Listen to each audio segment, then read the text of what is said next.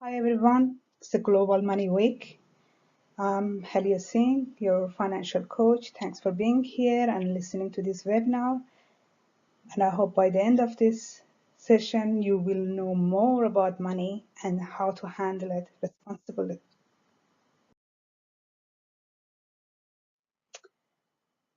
What do you need and what do you want? These are two different things.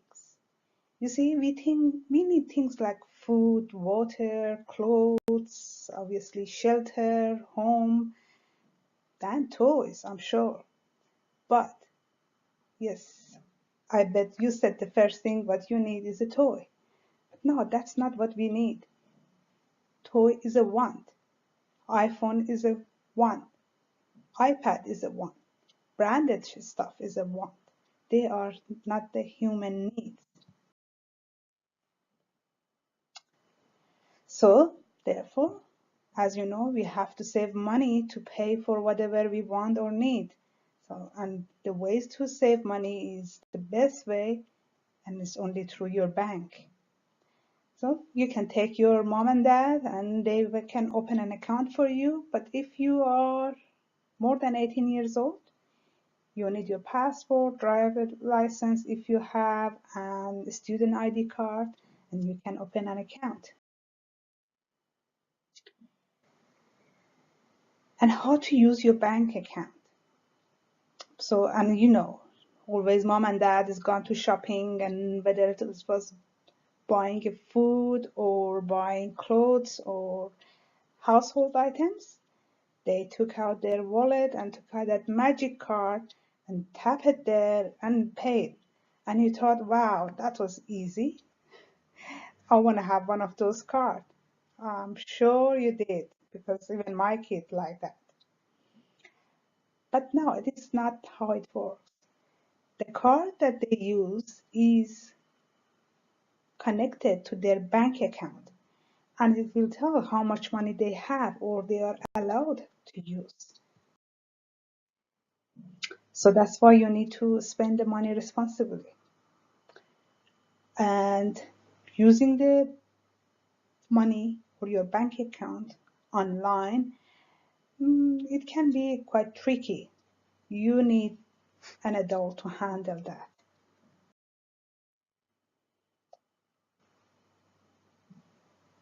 Even though it seems very easy, online banking, but make sure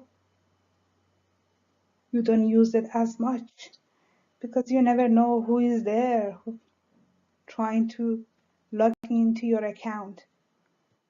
Money of you.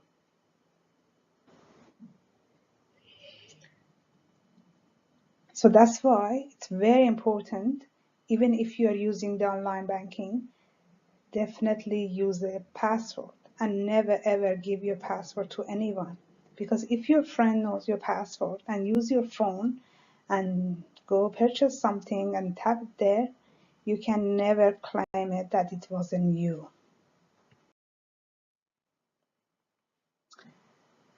So now the question is this: why do we have to save? Well, I'm sure even as a kid or a young adult, you have your own lifestyle. You want to go to a sports event, you want to have a phone, you want to have toys, school trips, or obviously you go to birthday parties, buy a gift for your friend. So if you budget your money very well, whether you get an allowance for lunch or movie or for your phone, you need to write it down and make sure you will stick to your plan. And it's much better if you can save part of the money that was given to you as an allowance.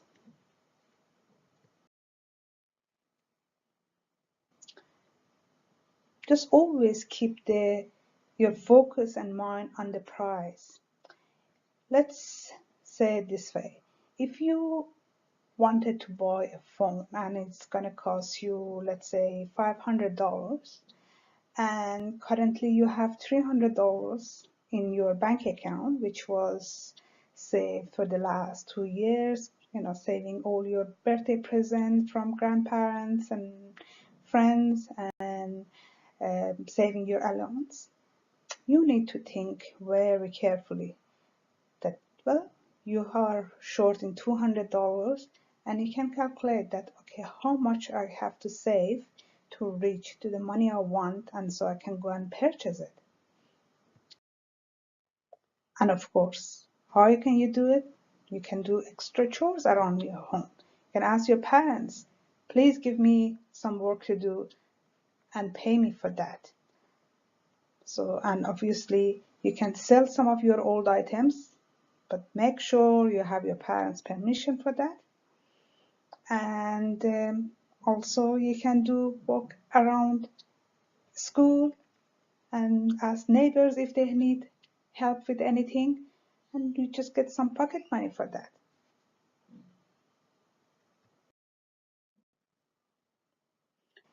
Well, the pay slip is a bit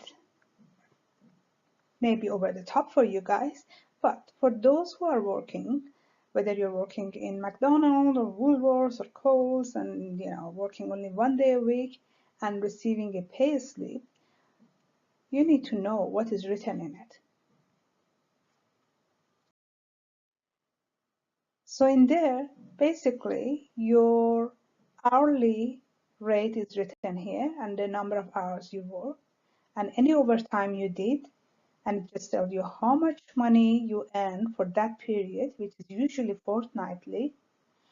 And in there, obviously, they have to deduct the tax on your behalf and some money to your superannuation account for your retirement.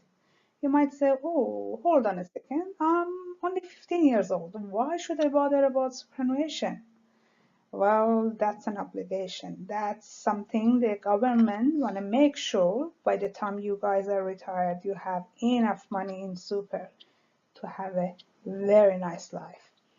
So no, you cannot ask from your boss to give you the superannuation money as part of your salary. So just remember, any money you earn, so if you go for an interview and they tell you, well, we'll give you a job for $15 per hour, and you might think, well, great, this week I'm going to work 10 hours and I'm going to get $150 and then go buy things I wanted to do. But remember that part of that money has to go to tax. So don't spend the money before it comes to your hand. And of course, well, it's good to know that the superannuation money, you can only access it to after retirement.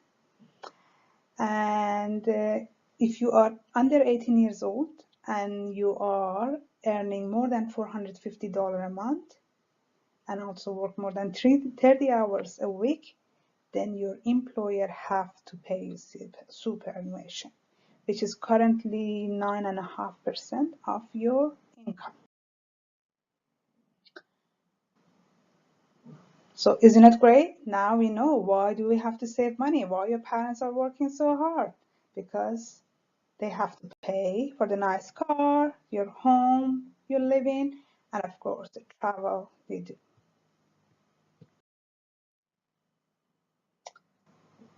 But saving history is very important for bank. Later on when you grow up and let's say you finish your uni and you've got a great job and you want to go to bank and say, well, I've got this much money and I want to buy a small unit in the city near my work and just want to move out from my parents' home. And believe me, you're already very smart to think that, okay, I'm going to go buy a home, even though it's going to be a small unit. But what banks want from you is your saving patterns. You have to be able to show them that you are responsible, that you can save consistently. That's why any loan you get from bank, whether it's a credit card, which is a small loan, or is the HEX or any debt, you need to make sure you have make the repayment on time. Otherwise, that can show as a bad history. Well, I think it's important for you to know what is a good debt and what is a bad debt. Good debt is when we buy a home. So, and of course, we have to borrow money to live there. And also, if you borrow money for your study, which is HECS or help that you get. Why they are good? Because usually, of course, in terms of home, the value of home goes higher over the years. So it's kind of investment. So your money will not lose its value. Or the money you borrowed for HECS and help, fortunately, that was towards your education, and that means you're going to get smarter and get a better job and get more money. But bad debt are such as credit card, or if you go get a phone, or borrow money to go buy sport items or holiday items. They are bad because the value is not there. A tangible value we can see is not there. If you buy a car, well, as soon as you buy a car, it doesn't matter how expensive is the car. Well, the next day, if you want to sell it, the value is less than what you purchased it. So just remember, is it worth what you are buying?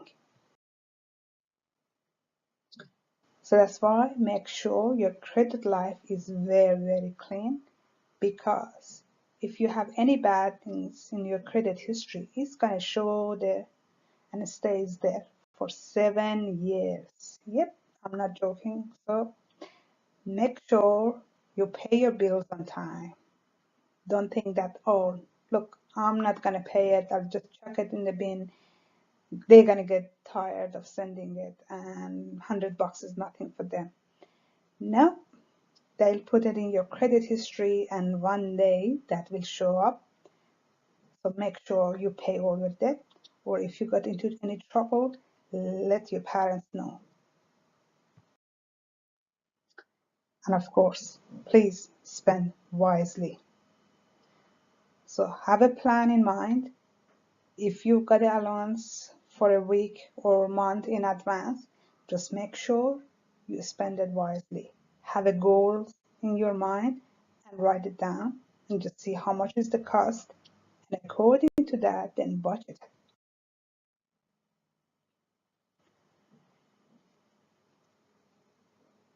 So I hope you are not one of those rational shopper that they'll go to shopping and just buy anything.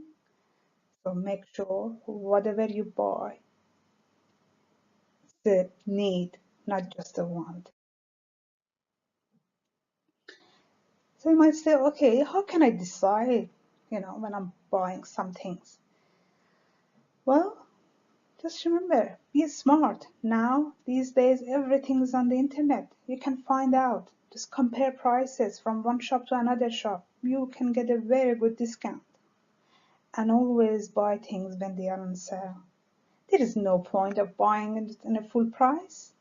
The branded stuff, come on, they all, reduce their price within 2-3 weeks after they come to the market. So wait, just be a bit patient, be smart, and don't buy at the full price. Check the catalogs and look for the items you need, and even sometimes you can get good deals on eBay.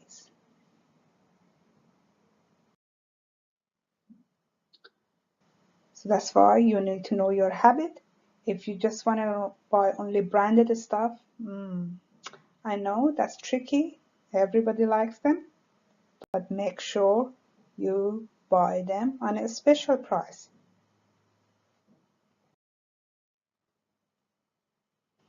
So that's why you need to know what is the hidden cost. When you purchase online, some people think that, oh, it was online and I saw a bag which was $150, but if I go to shops and buy it, it's actually $190. So I'm already $40 ahead.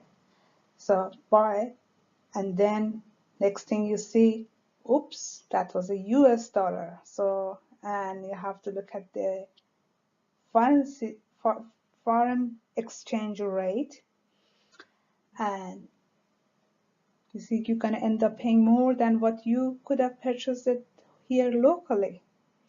Or in some cases, by the time you add shipping costs plus insurance to get something from another state in Australia, so it's almost the same price that you buy that item here.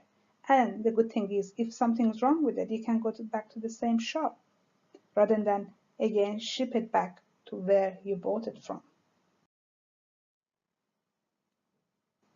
So that's why another thing is, when you are purchasing online, be very, very cautious of identity theft. They're there, sitting there just to make sure somebody is logged in and just still there login details so they can wipe your account.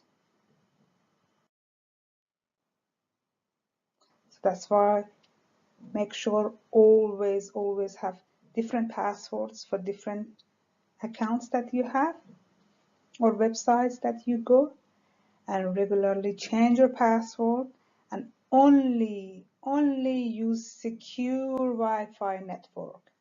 Don't go to McDonald's, sit there using their free Wi-Fi and do your internet banking or purchase something online, because if something happens, it's not their fault, it's your fault. And as soon as you buy something online, please log out of that website. Well, I hope you learned how to be responsible with your money. If you've got any question, send it over. Happy to help you. Take care. Have a great life.